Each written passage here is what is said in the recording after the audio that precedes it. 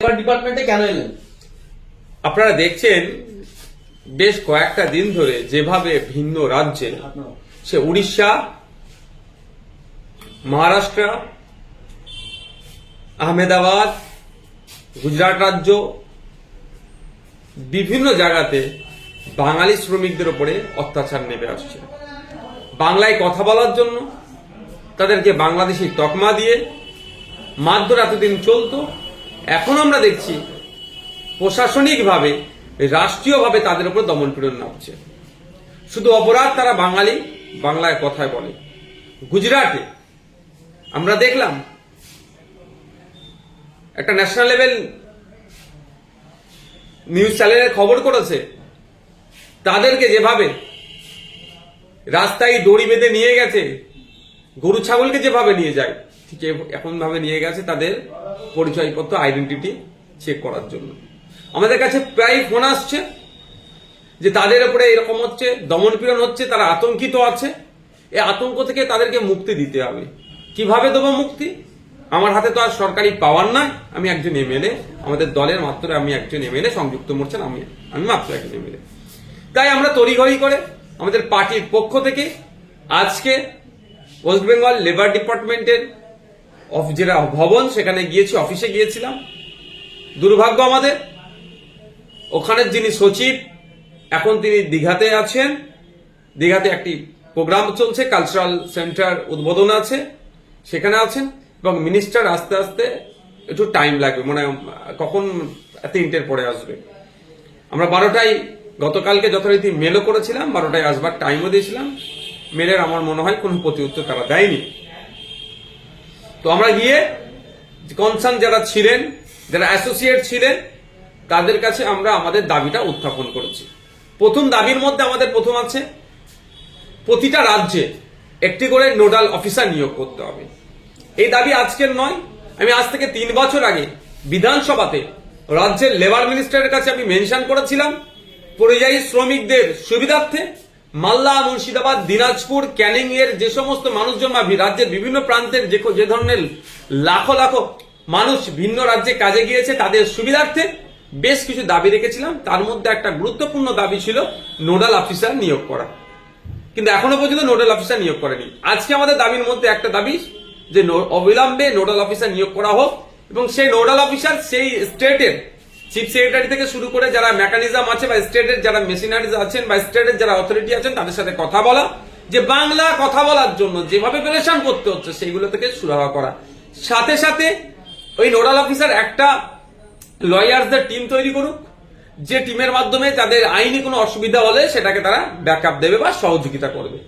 আমরা ডিমান্ড করেছি যে আমাদের রাজ্য থেকে, রাজ্যের একটা টোল ফ্রি নাম্বার আছে, এই সেন্টিক সমস্যা হলে, লেবারদের সমস্যা হলে যোগাযোগ করার, কিন্তু সেটা কোনো জনমানুষের সেটা প্রভাব নেই বা জানেও না, সেটা ভালো করে জানানো। এই মর্মে আমরা দাবি করেছি। আর একটা গুরুত্বপূর্ণ যেটা দাবি করেছি, যদি এই সমস্যা না নিরসন করতে পারে, তাহলে আমাদের রাজ্যে আমাদের শ্রমিক ভাইদেরকে ফিরিয়ে নিয়ে আসা হোক, তাদের কাজের ব্যবস্থা করো। এই দাবি আমরা আজকে আমাদের ইন্ডিয়ান সেকুলার ফ্রন্টের পক্ষ থেকে এই দাবি আমরা লেবার ডিপার্টমেন্টে রেখেছি। আমার এখানে একটা প্রশ্ন থেকে যাচ্ছে, আমি তো করছি, কিন্তু বাকি শাসক দলের এমএলএরা কোথায়? আমি জানতে চাইছি, বিজেপির এমএলএরা কোথায়? যে বাঙালিদের জন্য বিজেপি এত কান্না কাঁদে, সেই এরা কোথায়? তারাও বাংলার যারা কাজে গিয়েছে মহারাষ্ট্রে, গুজরাটে, আহমেদাবাদে, সুরাটে, মিরাটে, তাদের সাথে উড়িষ্যাতে এই ধরনের আচরণ হচ্ছে, তারা কথা বলছে না কেন? আমি তাদের কথা ছেড়ে দিলাম। শাসক দলের মুর্শিদাবাদের এমপি এমএলএ গুলো কোথায়? মুর্শিদাবাদ থেকে সব থেকে বেশি পরিযায়ী শ্রমিক ভিন্ন রাজ্যে কাজ করে। দিনাজপুরের মানুষের কোথায়? ক্যানিং পূর্বের বিধায়ক কোথায়? ক্যানিং পশ্চিমের বিধায়ক কোথায়? ক্যানিং পূর্ব পশ্চিম থেকে প্রচুর মানুষ আহমেদাবাদে কাজ করছে, যেখানে তারা ক্ষতিগ্রস্ত হচ্ছে, তারা কোথায়? তারা কথা বলছে না কেন? সব নওশাদ সিদ্দিকীকে বলতে হবে, সব আইএসএফ কে বলতে হবে। আমরা বলে যাচ্ছি, বলে যাব, কিন্তু শাসক দলে যারা আছেন তারা কি ব্যবস্থা গ্রহণ করেছেন? তারা এটার গতি উত্তর কি দিয়েছেন? আর প্রতিদিন আমাদের কাছে এত ফোন আসছে, আমরা অবাক হয়ে যাচ্ছি কিভাবে তাদের উপরে টর্চার চলছে। অপরাধ একটাই, বাংলা ভাষায় কথা বলে বলে। বাংলাদেশে চিহ্নিত করে দেওয়ার চেষ্টা হচ্ছে। তাদের আইডি প্রুফ দেখানোর পরেও তাদের উপরে নাকি অত্যাচার নেমে আসছে, এই ধরনের কথা বলছি। তাহলে এর থেকে পরিত্রাণ পাওয়ার জন্য কেন আমাদের রাজ্য সরকার গুজরাট সরকারের সাথে কথা বলছে না? কেন আমাদের চিফ সেক্রেটারিকে দিয়ে গুজরাট সরকারের চিফ সেক্রেটারির সাথে কথা বলাচ্ছে না? বা আমাদের রাজ্যের প্রচুর সংখ্যক কিন্তু শ্রমিক গুজরাটে আছে, যদি তাদের চলে আসে গুজরাটের কিন্তু শ্রম ব্যবস্থা আপনার যে কলকারখানা যারা আছে কিন্তু তারা বন্ধ হয়ে যাবে। তাহলে আমাদের রাজ্যের একটা করা দরকার, এমওইউ করা দরকার গুজরাট সরকারের সাথে, যে আমার থেকে আমরা যেমন শ্রমিকদের পাঠাচ্ছি আমাদের নিরাপত্তার দায়িত্ব গুজরাট সরকারকে নিতে হবে। ঠিক যেভাবে গুজরাটের মানুষ আমাদের রাজ্যে এসে ব্যবসা বাণিজ্য করছে, তাদের নিরাপত্তার দায়িত্ব আমাদের রাজ্য নিচ্ছে। ঠিক যেভাবে উড়িষ্যার মানুষ প্রায় 3 লাখ উড়িয়া সমাজের মানুষ, উড়িষ্যা রাজ্যের মানুষ আমাদের পশ্চিমবাংলায় কাজ করে খাচ্ছে, তাদের নিরাপত্তার দায়িত্ব আমাদের রাজ্য নিয়েছে, তাদেরকে আমরা নিরাপত্তা দিচ্ছি, মানুষ নিরাপত্তা দিচ্ছে। তাহলে আমাদের রাজ্যের মানুষ উড়িষ্যায় আছে, আমাদের রাজ্যের মানুষ মহারাষ্ট্রে আছে, আমাদের রাজ্যের মানুষ গুজরাটে আছে, তাদেরও নিরাপত্তার দায়িত্ব সেই রাজ্যকে নিতে হবে।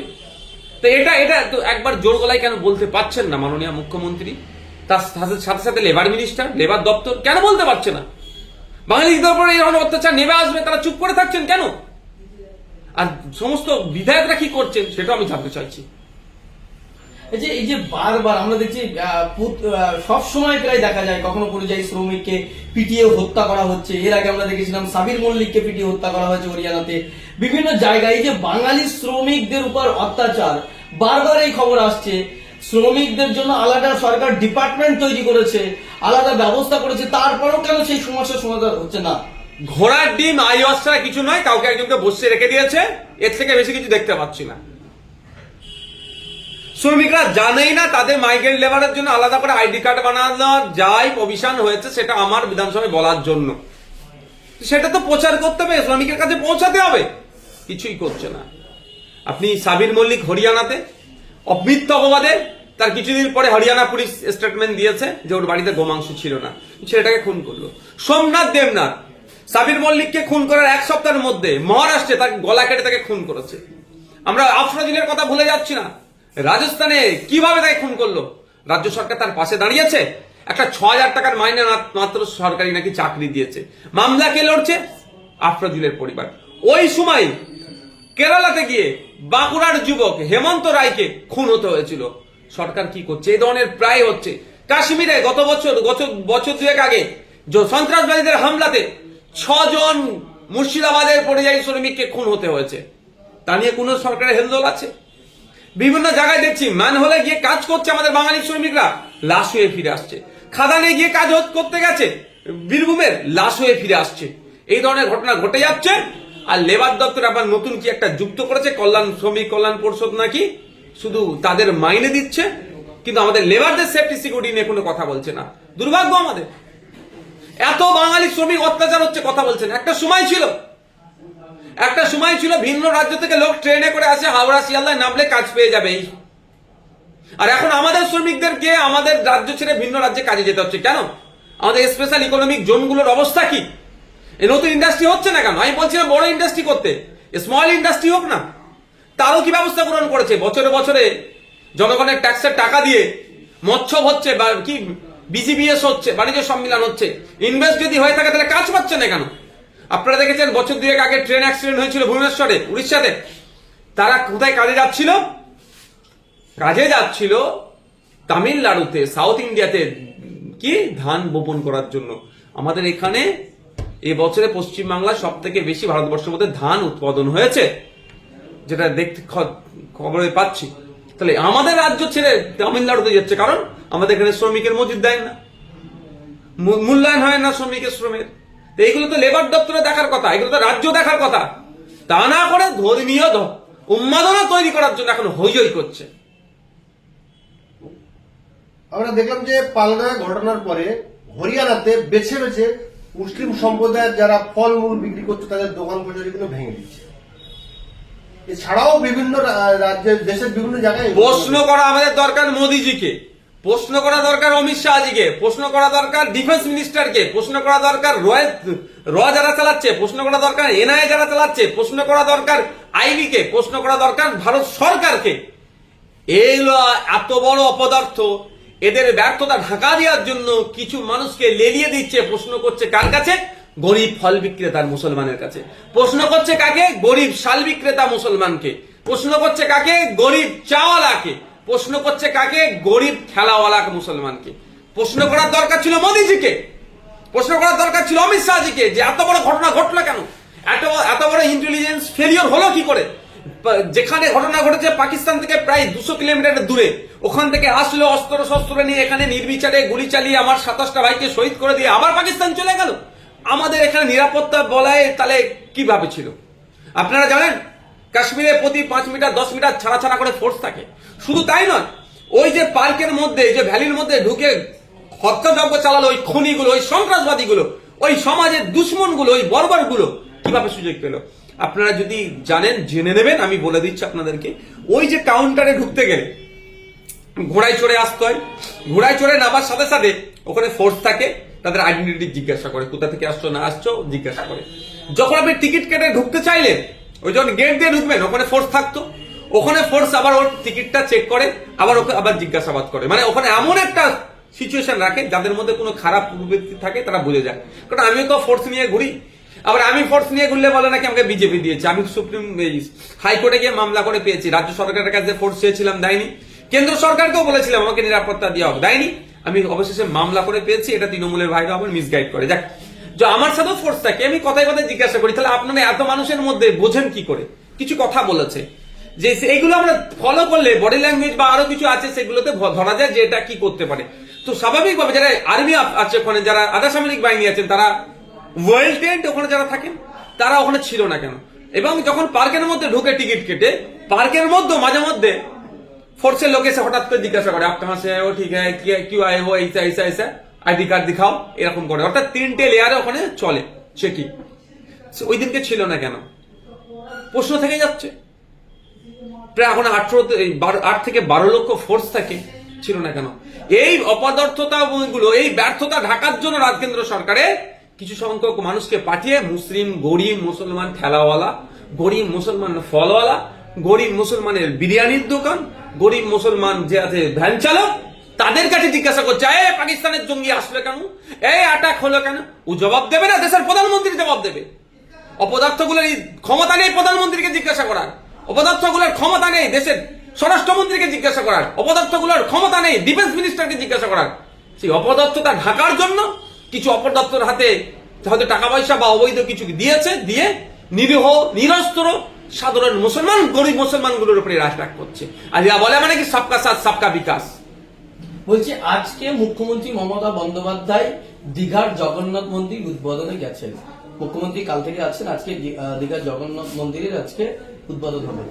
যেখানে পরিযায়ী শ্রমিকরা আক্রান্ত হচ্ছে তাদের ব্যাপারে খোঁজ নেই, আপনি দপ্তরে গেলেন, অফিসার নেই, অফিসার সেই মন্দির উদ্বোধনে এখানে হচ্ছে কি কর্মীরা মানে সেই পরিযায়ী শ্রমিকরা তারা আক্রান্ত হচ্ছে, বিষয়টাকে কি বলবো? আমার ভাষায় বলবো না, আমি দিদির ভাষায় বলছি, দুদেল গায়েরা বোঝুন। এবার যাকে বিজেপি দালাল বলতেন, এই বিজেপির দালাল, বিজেপির দালাল, বিজেপির দালাল, তারাই ছুটে যাচ্ছে বাঙালি শ্রমিকদের উপর অত্যাচার বন্ধের জন্য।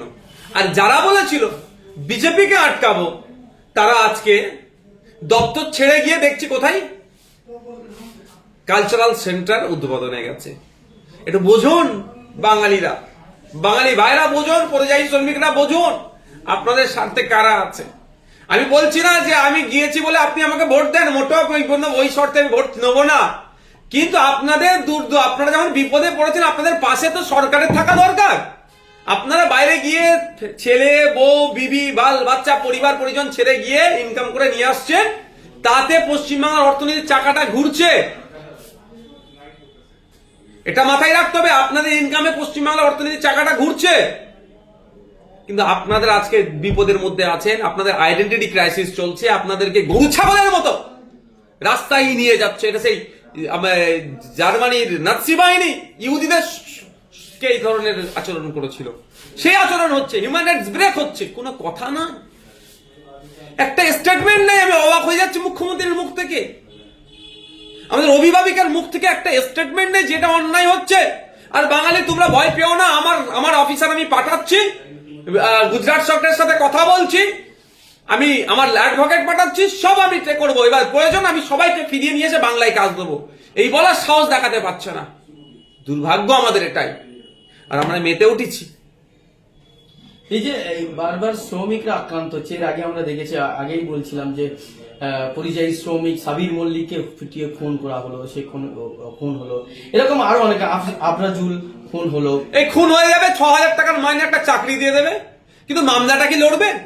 আমি তো অনেক আগে বলেছি যে বাংলার শ্রমিকদের উপরে আফরাজুল, সাবির মল্লিক, অনেক লিস্ট আছে, সোমনাথ দেবনাথ, হেমন্ত রায় থেকে শুরু করে অনেক লিস্ট আপনি শেষ করতে পারবেন না, খুন হয়ে বাড়ি ফিরেছে। তাদের মামলাগুলো কে লড়বে? মামলা যদি রাজ্য সরকার লড়াই করে তাহলে তাহলে ওই যারা খুনি তারা শাস্তি পাবে। দুর্ভাগ্য আমাদের। আফরাজুলের খোঁজ নিয়ে দেখবেন, 6,000 টাকা মাইনে চাকরি করে, সরকারি চাকরি, মমতা ব্যানার্জি সরকার দিয়েছে 6,000 টাকা মাইনে। পৃথিবীর ইতিহাসে 6,000 টাকার মাইনে সরকারি চাকরি নেই, ভারতবর্ষের ইতিহাসও নেই, পশ্চিমবাংলাতে নেই, কিন্তু আমাদের রাজ্যে দিচ্ছে। তো কথা হচ্ছে, ও মামলা লড়বে ওই টাকা দে না? ওনার বোন আছে, ওনার মা আছে, ওনার স্বামী আছে, ওনার একটা বাচ্চা আছে, এই পুরো ফ্যামিলিটাকে চালাবে বলুন? এই মামলাটা তো লড়ার দরকার ছিল রাজ্য সরকারের। যে আমি যেভাবে সুপ্রিম কোর্টে যাচ্ছে চোরদেরকে বাঁচানোর জন্য, সেভাবে তো গুজরাটে, সেভাবে তো হরিয়ানাতে, সেভাবে তো রাজস্থানে, সেভাবে তো মহারাষ্ট্রে, যে আমি সোমনাথ দেবনাথের হয়ে মামলা লড়বো, মহারাষ্ট্রে আমার উকিল যাবে, এই ব্যবস্থা গ্রহণ করছে কি করছে না? এরা শুধুমাত্র একটা ডেকে একটা চাকরি দেবে বলছে, কিন্তু চাকরিটা কি দেখুন, কন্ট্রাকচুয়াল। এই দিয়ে মানুষের মন বুলিয়ে দিচ্ছে, লাস্ট হয়ে বাড়ি ফিরে আসছে, যার যাচ্ছে সেই বুঝতে পারছে কি ক্ষতি হচ্ছে। তবু তো পরিযায়ী শ্রমিকরা যারা মরে যাচ্ছে, যারা বাড়ি গিয়ে মরে ফিরে আসছে, তাদের রাজ্য সরকার চাকরি দিচ্ছে, কিন্তু এই রাজ্য সরকার পুলিশ বা এই রাজ্য সরকারের গাফলতি বা এই রাজ্য সরকার যাদেরকে মারছে তাদেরকে তো চাকরিও দিচ্ছে, তাদেরকে খোঁজ খবর নিচ্ছে না। আমাদের পার্টির কর্মী মামলা চলছে, ছেড়ে কথা বলবো না। আবু সিদ্দিক হালদারকে, ওর বাড়ির পরিবারের সোনা চুরি হলো, ওকে অপরাধী বানানোর চেষ্টা হয়েছিল, ওর উপরে এমন শারীরিক অত্যাচার হয়েছে, জামিনটা টাকার বিনিময়ে হয়েছে, এটাও প্রমাণ আমাদের কাছে আছে। কয়েকদিনের মধ্যে মৃত্যুর করে ধরে পড়লো। তার পরিবার আজকে কি হলো? তরতাজা একটা ছেলেকে কোনো বিচার হচ্ছে? বিচার তো আমরা কোর্টে গেছি, কিন্তু পুলিশ মন্ত্রীর কি দরকার ছিল ওকে শোকাজ করে ওর বিরুদ্ধে ডিপার্টমেন্টাল কোয়ারি চালু করা? শুধু তাই নয়, গত 2 বছর আগে এক সপ্তাহে বারুইপুর পুলিশ ডিস্ট্রিক্টের আন্ডারে 5 জনকে খুন করেছিল। আমি বলছি খুন করেছিল, তাদের মৃত্যু হয়েছে। আর কলকাতা পুলিশের আন্ডারে একজন হয়েছিল, কলকাতা পুলিশের আন্ডারে যেটা ছিল তার ধর্মীয় পরিচয় হিন্দু, আর বারুইপুর পুলিশ ডিস্ট্রিক্টের আন্ডারে যে 5 জনকে খুন মারা গিয়েছিল তাদের পরিচয় হচ্ছে মুসলমান। আজকে তারা বিচার পেয়েছে? তাদের মধ্যে কয়েকজনকে নাকি মদ খেয়ে নিজেদের মধ্যে মারামারি করে মরেছে, এই ধরনের নাকি কোর্টের রিপোর্ট জমা দিয়েছে। মানে মুসলিমকে মারলো পিটিয়ে, আবার সেই মুসলিমকে মাতালের সার্টিফিকেট পুলিশে দিচ্ছে। মানে পশ্চিমবাংলার মানুষের একটু ভাবা দরকার, কার কে ভরসা করে আমরা ক্ষমতায় বসিয়েছি। বা যারা বাইরে থেকে মরে আসে তাদের চাকরি দিচ্ছে, ভালো কথা, কোনো অসুবিধা নেই। বাসুদ্দিন সাবির মল্লিককে দিয়েছে, আফরাজুলকে বললেন দিয়েছেন, কিন্তু এই রাজ্যের যারা মরছে, এই রাজ্যের পুলিশ প্রশাসনের গাফিলতি যাদের মরছে তাদের চাকরিও দিচ্ছেন, তাদেরকে প্রচারে আলোতে আনা হচ্ছে না। এটা কি বলতে যাচ্ছে? বাইরের রাজ্যে বিজেপি রাজ্যেতে মেরে দিয়েছে, হচ্ছে বিজেপি রাজ্যে কাজে গিয়েছিল, হরিয়ানাতে পিটিয়ে মেরেছে, বিজেপির দোষ, এখানে করতে হবে, মুসলমানদের মন পেতে হবে, মুসলমানদেরকে ভয় দেখাতে হবে, আমি চাকরি দিচ্ছি, মুসলমানরা বলবে দিদিমণি ঠিক আছেন, দাদামণি ঠিক আছেন করবে, ওই জন্য পাবলিসিটি নেবে। আর এখানে যে দিদির পুলিশই পিটিয়ে মেরে দিচ্ছে, কদিন আগে আমি আপনাদের বলি এনকাউন্টার হলো, ওই এনকাউন্টার নিয়ে আমি বলেছিলাম বিভাগীয় তদন্ত হোক। কদিন আগে ওই বঙ্গের উদয়ন গুহ মন্ত্রীর ড্রাইভার গাড়ি রাখা দিয়ে বচসা হয়েছিল, যাদের সাথে বচসা হয়েছে তাদের বাড়ি ঢুকে মহিলাকে পিটিয়ে মারলো, কোনো তদন্ত হয়েছে? তাদের পরিবারকে ক্ষতিপূরণ দিয়েছে, ওটা মুসলমান ছিল, কিন্তু এইটা মুসলমানদের ঘটনাটা কেন হাইলাইট করবে না? বছর 3 আগে শিকারি মোড়া পুলিশ কাস্টডিতে আদিবাসী সমাজের ছেলে পিটিয়ে মেরেছে, কোনো তদন্ত ঠিকঠাক হচ্ছে না? তারা ক্ষতিপূরণ পেয়েছে না, তার বাড়ির চাকরি পেয়েছে, কারণ ওটা আদিবাসী রাজ্যের মধ্যে, তো ভয় দেখিয়ে এদের ভোটটা নিয়ে নিতে হবে, এদেরটা হাইলাইট করা যাবে না। শেষ প্রশ্ন করবো আপনাকে, আমরা দেখতে পাচ্ছি যে আমরা যে সংবাদ মাধ্যমে কাজ করি, এই সংবাদ মাধ্যমে বর্তমানে বেশ কিছু সংবাদ মাধ্যম তারা এই মুসলিম সম্প্রদায়ের ছোট ভুলগুলোকে বড় করে দেখানো, মুসলিম সম্প্রদায়ের কোনো ভালো কাজ হলে সেগুলোকে দেখানো হচ্ছে না। ইভেন আপনি দেখতে পাচ্ছেন চারদিকে এই যে সংবাদ মাধ্যমের চতুর্থ স্তম্ভ বলা হয়, এই তাদেরকে এরকমই আচরণ হলে হওয়া উচিত? এটা আজকের নয়, এই রোগটা অনেক দিনের, এটা দীর্ঘদিনের রোগ। এখন কিছু নিরপেক্ষতা বজায় রেখে নিউজ পোর্টাল এসেছেন ডিজিটাল মার্কেটে, তারা কিছুটা হলেও খণ্ডন করার চেষ্টা করছে। এটা অনেক দিনের রোগ যে মুসলিম সম্প্রদায়কে, যেখানে মুসলিম সম্প্রদায়কে দেখে দেওয়া যাবে সেখানে মুসলিম সম্প্রদায়কে দেখে, যেখানে আদিবাসীদেরকে দেখে দেওয়া যাবে আদিবাসীদেরকে দেখে, যেখানে দলিতকে দেখে দেওয়া যাবে দলিতকে দেখে। এটা হচ্ছে দীর্ঘদিনের রোগ। এটা ব্রাহ্মণ্যবাদীরা মুসলিম, দলিত, আদিবাসীকে কোনো জায়গায় মাওবাদী, কোনো জায়গায় জঙ্গি, তো কোনো জায়গায় দেশদ্রোহী হিসাবে প্রমাণ করানোর জন্য উঠে পড়ে লাগে। এরা কদিন আগেই বলছিল কাশ্মীরে যারা হয়েছে তাদের সন্ত্রাসবাদীদের ধর্ম নিয়ে বলছিল। সেই কাশ্মীরের জঙ্গিদেরকে আসতে সহযোগিতা কারা করেছে?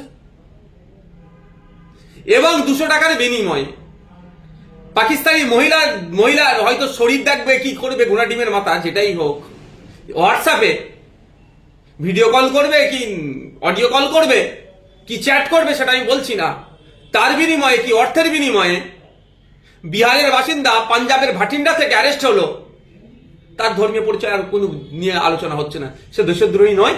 সে সন্ত্রাসবাদীদের থেকে কতটা কম?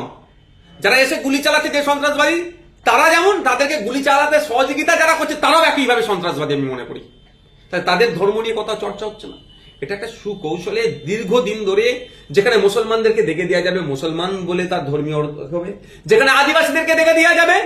আপনারা দেখেছিলেন জুনিয়র ডক্টরসরা যে আন্দোলন করছিল তিলোত্তমা বোনের জন্য, তখন একটা ঝাড়গ্রামের একটি ডক্টর অনিকেত মাহাতো ব্যাপক আন্দোলন করছে, আমি ওনাকে সম্মান সারি জানাই। কিছু ব্রাহ্মণ্যবাদীরা কি বলেছিল? মাওবাদী বলেছিল। খেয়াল আছে কি আপনাদের? পরে প্রত্যাহার করেছে অসভ্যটা, কিন্তু কেন মাওবাদী বলেছিল? সহ্য করতে পারছিল না। ঝাড়গ্রাম থেকে মাহাতো সম্প্রদায়ের একজন উঠে আসবে, কলকাতাতে তিনি দাপি আন্দোলন করবে, এটা তো কলকাতা, ওরা তো ঝাড়গ্রামে জঙ্গলে থাকবে, ওরা কেন এখানে আসবে? এই যে প্রবণতা বইয়ে পড়েছে, ওই জন্য মাওবাদী হয়ে গেল। ঠিক একইভাবে মুসলমানরা মেন স্ট্রিম পলিটিক্স করবে, হ্যাঁ, তা ওরা তো চেয়ারের নিচে বসে থাকবে, ওই ব্রাহ্মণবাদীদের পায়ের নিচে বসে থাকবে। আদিবাসী এই করবে, এই দলিতটা উঠে আসবে। হরিচাঁদ গুরুচাঁদ ঠাকুরের যারা মান্যওয়ালা তারা মেন স্ট্রিম পলিটিক্স করবে, অত সহজ নয়। খোঁজ নিয়ে দেখুন তো। আমি বিজেপি নেতার কথা বলছি, ওনার যে বিজেপি নেতা আছে শান্তনু ঠাকুরের কি অবস্থা দলের মধ্যে, বিজেপি দলের মধ্যে কি অবস্থা, খোঁজ নিয়ে দেখুন তো। কেন? উনি হচ্ছে পিছনে নমশূদ্র হওয়ার জন্য। এটা দীর্ঘদিন হয়ে আসছে, তার মিডিয়া সেটাকে বেশি করে মার্কেটিং করিয়ে দিচ্ছে। একজন বুদ্ধিজীবী মানুষ বলেছিল যে 100 জন সন্ত্রাসবাদীর থেকে একজন ভাষা সন্ত্রাসী সংবাদ খাতেন না। আমি এটুকু শুধু বলবো, 100 জন মূর্খ জঙ্গির থেকেও শিক্ষিত মানুষ যারা সমাজে হিন্দু মুসলমান দলিত আদিবাসী লড়িয়ে দেওয়ার চেষ্টা করে আরো ভয়ঙ্কর।